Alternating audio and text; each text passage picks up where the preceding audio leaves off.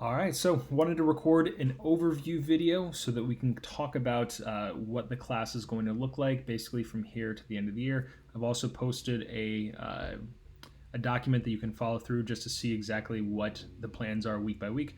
But I wanted to really quickly just generally talk through an overview to make sure that we're all more or less on the same page. And so basically our goal here is going to be to prepare really well for the AP test given the changes that have been made.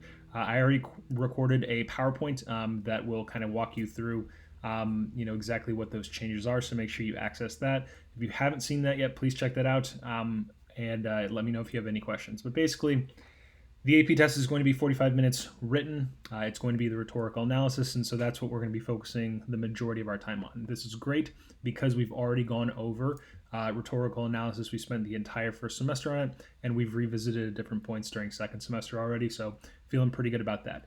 Now, 45 minutes is not a ton of time, of course, and we talked about how we're going to work on that. And so in order to get us ready, I'm going to do a couple things. So during week one, and you can follow along in this document if you want to, but during week one, we're going to look over the basics. We're going to talk about rhetoric, the overview, and then the 7 most common rhetorical devices. I choose the number 7. There's a couple that are the most common ones. We'll go over that and we'll just kind of like limit it to 7, but that'll be a good start.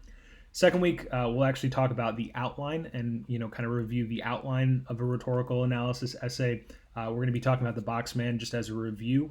There's some material we're going to cover for a second time here. The reason that I'm doing that, and I'm choosing to do that on purpose, is because I want us to be familiar with it. And so it's something that we're reviewing. This is material we've seen before, and I'm going to introduce some of the same stuff just to make sure there's continuity between what you learned before and revisiting it now, just to help jog your memory. That said, we're going to look at completing a close analysis of a couple different AP readings. And so once we go over the kind of basics, we're going to go over at least 3 AP prompts together for rhetorical analysis to get you a lot of practice. We're going to go through the outlines. We're going to write 2 essays, so full-on 45-minute timed essays just to make sure. One of those will count as an exam just leading up to the practice or the actual test. And then we're going to try and go through a loop where whenever you write an essay, we're going to look at student responses afterwards, and then we're going to have a one-on-one check-in. And so we're going to be checking in one-on-one a lot, specifically about your writing. Studies have shown that that's the best way to improve writing is to have a one-on-one conversation, and so we're going to do that as much as possible. And then we'll take the test. And so with that in mind, I'm going to, as I mentioned, give you 3 AP prompts to kind of go over.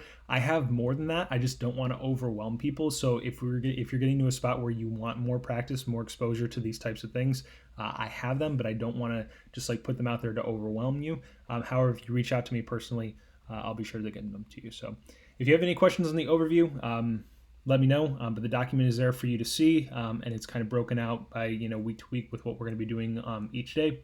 If you have any questions, let me know. But looking forward to jumping in this and seeing everybody. So have a good one.